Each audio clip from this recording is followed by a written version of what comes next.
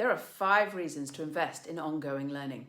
The number 1 reason to invest in ongoing learning is to learn something new. Great! So you went out and bought some alpacas or llamas. Congratulations! Now you need to learn how to look after them. If this is you, then you need to know that there is lots to learn.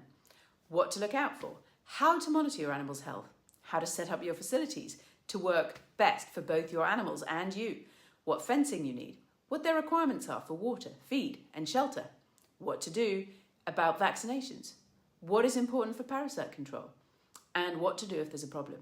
If you're planning on breeding your animals, you'll also need to understand the reproductive physiology of camelids in order to improve your chances of successfully breeding your animals and producing crías. You'll need to understand what to do if an animal fails to breed successfully, and most importantly, how to monitor your animals when giving birth, what to do if there are problems, and how to look after newborn crías. These are all the basics. Your alpacas and llamas are your responsibility. You don't want to sleepwalk into problems. Do your best now to ensure that you are prepared. You can prevent problems and also be in the best place to spot when things maybe aren't going according to plan, and to be able to do something about it. This will help you feel in control. Doing just enough isn't enough. You need to make sure that you get ahead and be the best that you can be for the sake of your animals and your own mental health. One of our core human needs is growth, and this includes intellectual development of ourselves. If you're not learning and improving yourself every day, you're not growing. Become the architect of your own destiny by learning, applying what you learn, and reaping the benefits of your newfound knowledge. The number 2 reason to invest in ongoing learning is to keep up to date. Knowledge is always changing. Things that were accepted as normal or best practice 10, 20, or even 5 years ago aren't necessarily best practice now. They may even be regarded as irresponsible.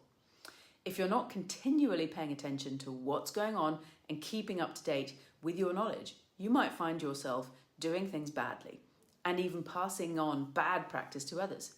For example, when new medicines come onto the market, and of course, they're never licensed for use in alpacas or llamas, but when someone does some research in our species, we need to know that. We need to know how best we can use those medicines. And it's not necessarily the same dose as in other animals. Or we may find that there are even toxicity concerns in camelids. Also, how we select and use antimicrobials has changed over the last 5 years in order to prevent antimicrobial resistance. And 20 years ago, it was common practice for people to blanket worm their animals.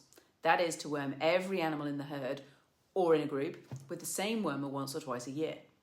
Or to react to finding a high ag count in just one animal by treating the entire group. That's not been recommended for 15 to 20 years as our knowledge has grown about drug resistance in worms.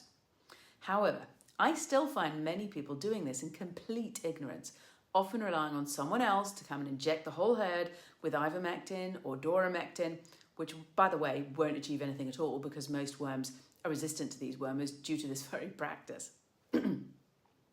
The third reason you should invest in your ongoing learning is to become independent of others. When you're new to the world of keeping alpacas or llamas, it can seem a little intimidating.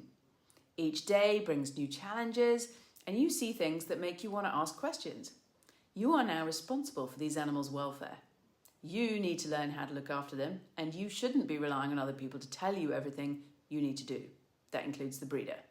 Also, if you understand what is going on with your animals and know what steps you need to take if you see something wrong, you're going to feel much more confident and less stressed if you are in control. The fourth reason to invest in ongoing learning is because it's good for your brain. Research has shown that engaging your brain in learning actually stimulates the development of new connections in the brain and can actually protect against cognitive decline and dementia. What's not to like about that? Your mental health will improve by learning. It will boost your self-confidence and raise your self-esteem. The fifth reason to invest in ongoing learning is that you can teach others what you have learned. Once you have learned useful material, you'll be able to pass on your knowledge to others. In the context of an alpaca or llama breeder, when you sell animals, you will be able to make sure that your clients learn reliable information that they can use to also prevent them from making easily preventable mistakes too.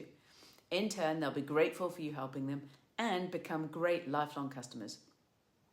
What if you don't invest in improving your knowledge? Well, your animals may suffer from entirely preventable problems because of mistakes you make, maybe innocently. They may even die. You're more likely to be wasting time running around worrying what to do and whether you've done the right thing rather than feeling confident that you've done what you can do to prevent avoidable problems and enjoying your animals. And you may be wasting money on vet bills or experiencing loss of revenue because of having animals that aren't as healthy as they should be, or they die. What can you do to avoid this? Well, make sure that you invest in your ongoing learning. We have the perfect opportunity for you as we currently have a special offer on our intensive Camelid healthcare course for owners. Go to tinyurl.com/ICHCC 2024 and use coupon code SUMMER2024 to get £300 off. You can also pay in US dollars or euros if you prefer. Do make sure you follow this page for more great value.